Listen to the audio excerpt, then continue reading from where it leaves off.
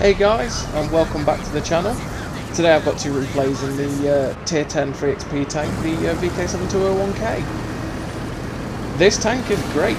I really enjoy this tank. It's not to some people, it's not people's cup of tea sometimes, just because it's big, slow and fat. But to me, it's a better E100, really. Purely because it's got armour that kind of works better, to be honest. It does have weak spots, so obviously it's got the two side cheeks, so when you're side scraping it's vulnerable in that way. It's also got a weak spot just above the gun, and I think it's to the left, where it's just the space, it's just an armour hole for some reason, and it's like 200mm thick, so people can pen that. But on the whole, it's not an E100 that sits there and goes, yeah, just shoot me in these cheeks, just press A and pen me here, because that's what the E100 is. This tank doesn't have that. The lower plate is powerful against standard rounds, not so much against premium. If it's unangled and on a slightly flatter plane, it can be penned with standard, but for the most part it's strong in that way. And it's got a big honking gun, so I mean, who doesn't love that? It does have the same problem as the E100, really, in the fact that it's got 246 pen and the heat rounds are just pure filth.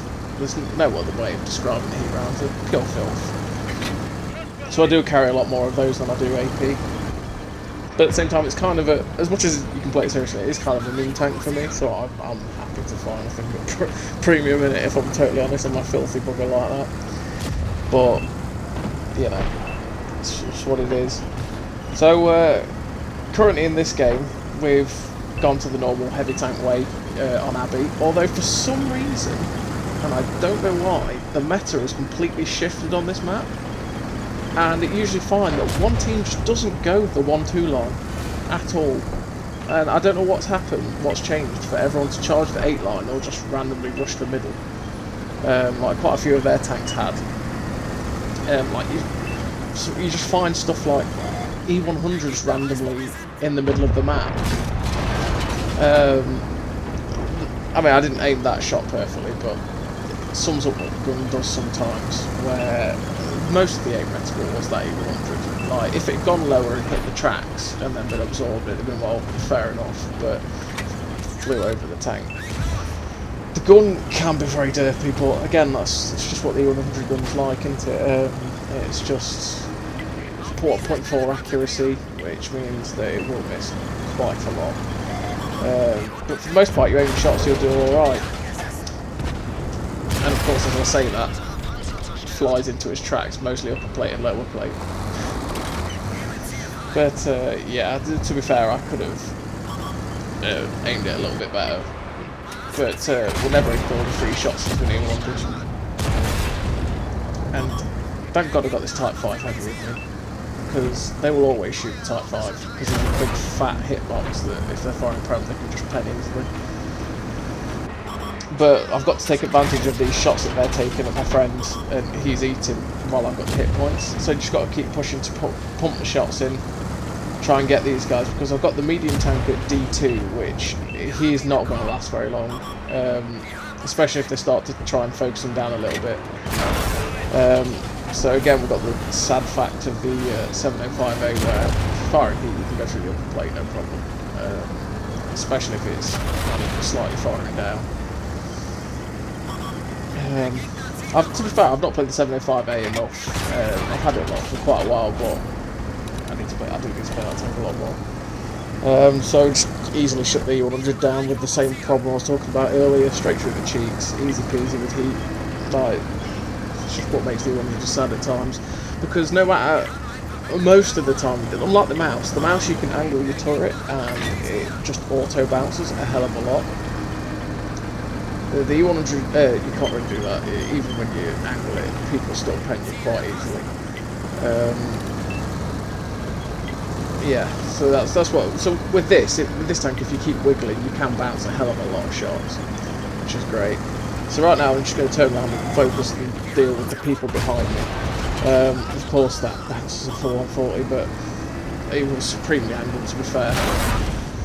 And there's the heat from the 140, which, yeah, again, it's not always going to go well against premium rounds, like against the Russian 100 heat round. That is something else with the tank. If they do pen you lower plate, your engine goes, and when your engine goes, you'd know about it. Like, oh, it becomes painfully slow, as most super heavies are, and then, you know, it becomes a pain in the ass. And I don't know what this 200 is trying to accomplish, but yeah, he YOLOs us. Still reloading. I'll be able to shut him down, but not before he breaks the ammo rack, which is very unhelpful. That sets me back to a 32-second reload, which hampers you a lot, and especially the situation we're going to get into as well. You really need the reload to be on point. So sadly we don't have that now. But I'm hoping this Type 5 will come with me and try and help defend the base, because clearly they are going to push that cap. Like, I'm pretty sure they're going to push through, because I think one was spotted on the 8 line, and one or two of them were in the middle, I'm not too sure. So my plan is to get back, get to C3 where I have complete overwatch over the cap, and yeah, I can just keep it covered basically.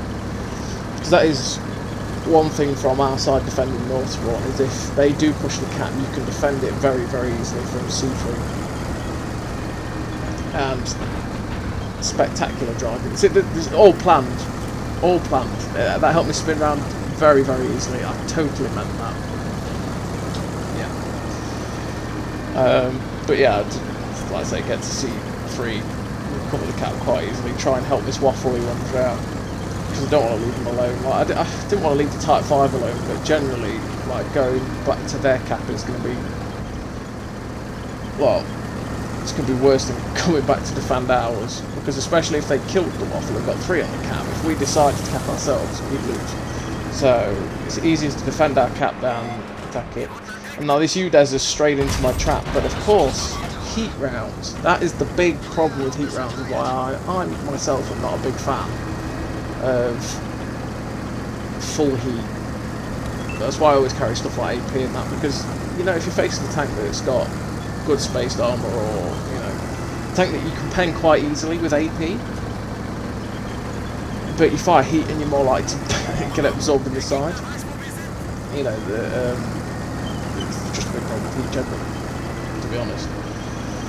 Which makes it so it's harder than it needs to be.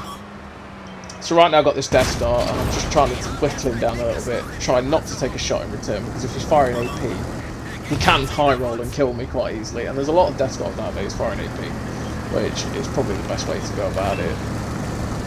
At least he can't pen the lower plate with Hesh. He used to be able to pen the lower plate with Hesh if he had it flat, which is devastating, but at least they've nerfed the Hesh on that one, because that shouldn't be able to happen, to be honest. So I've got this Conway current coming round as well, so I'm quite worried about them coming up that hill and getting shots, but while this Death Star is preoccupied, I'll pop a shot into his side, because as well as that, this Conway UDES will struggle to pen me frontally. I don't know what gun the Conway's using, but if he's using the 120mm in his firing premium, he won't pen me, basically. Yeah, well, he will pen me if he's using the 120. But at that point there as well, when I was, that's a key point there, I was wondering where that UDES was. The reason you saw me back up so I went sideways on to swivel is because I thought he might be coming back behind me. So I was keeping myself so I could easily spin round and get them, and I had no idea. If they'd been platooned and they pushed us one there, I could have been done.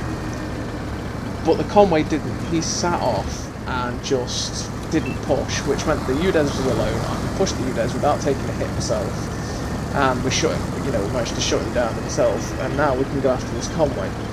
Because the Death Star, I'm going to see if we can spot him through the bushes and see if he's still there, but I think he's hiding behind that there, which means I won't get a shot at him. Oh, it's the slimmest of shots if I hit that. Yeah. So I need to get forward now, get out that line of sight of the Death Star, because he can't see me. and wait for this painful reload before I can shut down the Conway. And it's times like this where you do wish you had your ammo. I kind of been reloaded by now, and I could shut down the Conway, and you know, just made sure that everything was fine and dandy, to be fair. But we're going to see if we can get a shot at him while he's crossing. He is, but that's too risky. I don't want to risk the 32-second reload again to miss that. So again, I'll wait, see if he drives out in front of me, which he doesn't oblige, sadly. But then just as I drive down, he does decide, you know what, I'm going to drive out in front of this guy. Clearly he doesn't want to take the shot though. I can't tell what gun he's using from. Yeah, it looked like it could be the big one, big and chunky. If he has got the big one, he can't poke me. He can't poke me unless he gets my flat side or my back. But it doesn't matter what he's got. We shut him down easily because he just panics, to be honest. Now I'm reloading. I'm thinking I'll let this, you know, Type 5 come and get a shot at him. Destar's firing Hesh, so I doubt he would have been able to do anything to me. Now he's fired, and I was past. Well, I was in 17 seconds to go. I know I'll out-reload the Death Star, so I'll just drive out in front of him and go. But then, yeah, he kindly obliges me with just ramming. That was the full 400 and something damage ram for the top gun. So, cheers, Death Star. Thank you for feeding me the 6th kill again. Very kind of you.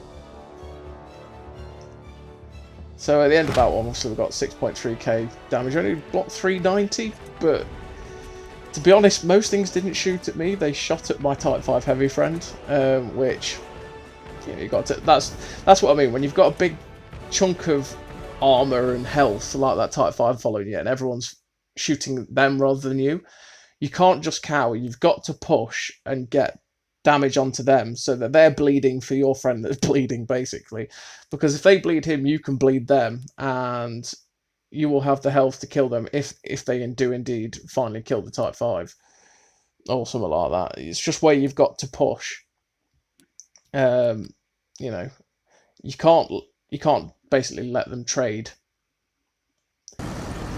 So we're on to the next game, and it's on Razanai, which, to be fair, is a map I've not seen in a long time. Recently, like, for some reason that map rotation has been well, it's just been the same maps over and over again. It's been Mountain Pass, Abbey, you know, Prokhorovka, which I'm quite happy to see all the time. Don't get me wrong, I'm very happy to see Prok all the time, but seeing Mountain Pass and Abbey consistently all the time, and Himmelsdorf, it's just a bit painful. But yeah, so we're on this map anyway. The matchmaking's alright, but I mean, tier 10, so I mean, who cares about matchmaking? At that point, who cares about matchmaking? You're going to get the best you'll ever have.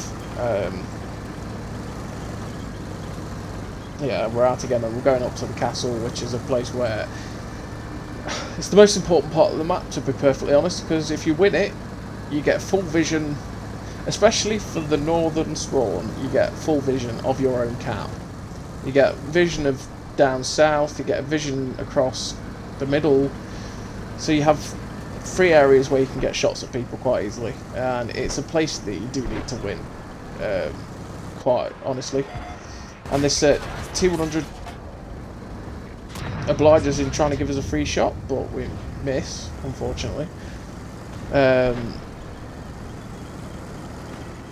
Yeah, I don't know what that T100 was planning on, to be perfectly honest. He left me a bit baffled there. He just wanted to go back to the garage. He was like, nah, I'm not doing this. I'm out. See you later. And you get shut down really easily.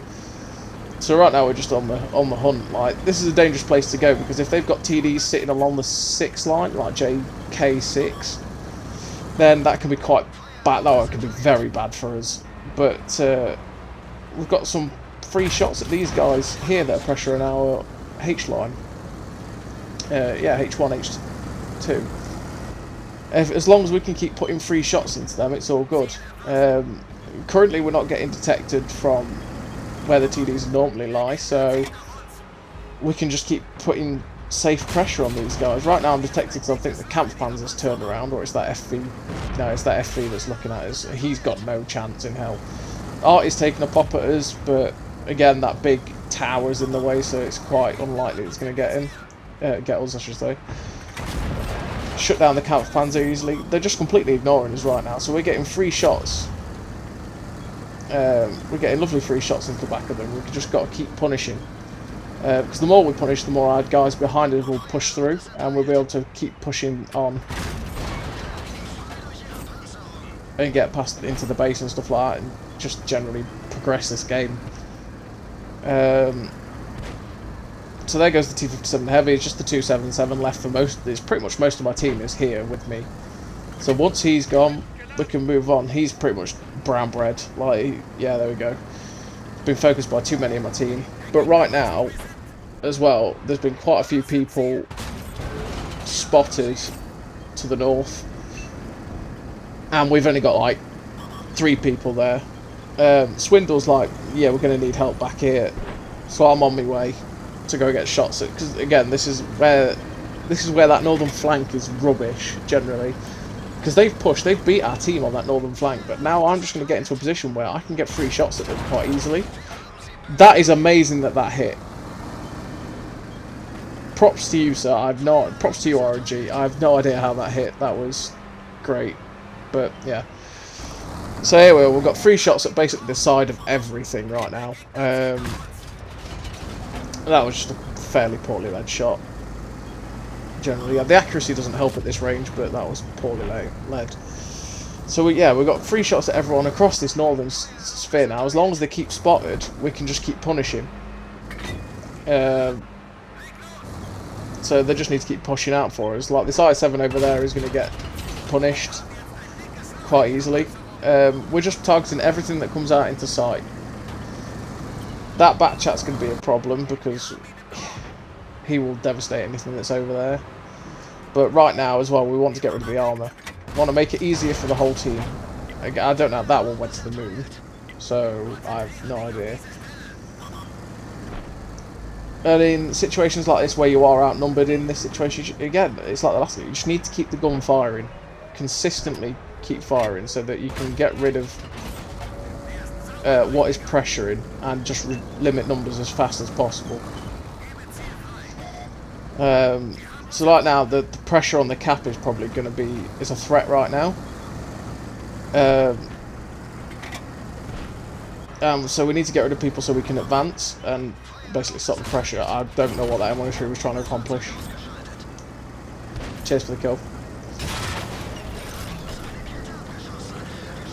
So like right now, we are thinking of that cap. They are going to try and sit in it. Like 2 of them now are in it. And that's why I started moving, because it's about time to go get moving. And to basically so I can get, because that's out of render. So I need to get into a place where I can shoot them and shut them down. Handily enough, that IS-7's sitting kind of in the middle, and I think the Batchat is also sat more in the middle of the map. We have enough time though. So if we can shut down this guy that's trying to pressure Swindle, we can now get shots at these guys over here. So I'm just going to get up onto higher ground so I can get overview of it. Oh, it's not the Batchat in the cat, it's the Kampfpanzer, is it? Maybe? Don't know. But this Batchat's presenting us with a free shot. Again, terrible shot. I thought he was going to back up more than he did and just stopped to shoot at me for some reason. His likelihood of penning me was not great. If he was firing heat, more likely, but APCR over that distance against this thing, no, probably not. So yeah, we've got a free shot of this I-7 because we've got only heat left now. We can pen that. We can pen it on its pike nose quite easily, but that flew into the side of the turret, so it doesn't matter. So now that we've shot the I-7, it's time to shoot the Kampfpanzer to reduce his cap points too. But he gets shot before that anyway, so we shut him down easily enough. Now I'm on for a top gun. I'm thinking, I need the top gun. I want the top gun. I want it. I've got to go get the kill. The I-7's gone. It's all down to this Batchat. And I think he's going to kindly drive in front of us. Yeah. Well, unfortunately though, as well as we get that final shot into him, someone else shuts him down, so the Top Gun denies. No double Top Gun this one. But it was a nice game, 7k damage, easy peasy. It's all about positioning and where you can get that damage out. So we've got high caliber, Confederate, nice result, 7k. It's first class, but I think that's because we shut down some tier 9s rather than like the last game where we were shooting mainly tier 10s. So yeah, I hope you enjoyed this video. Again, thank you for watching.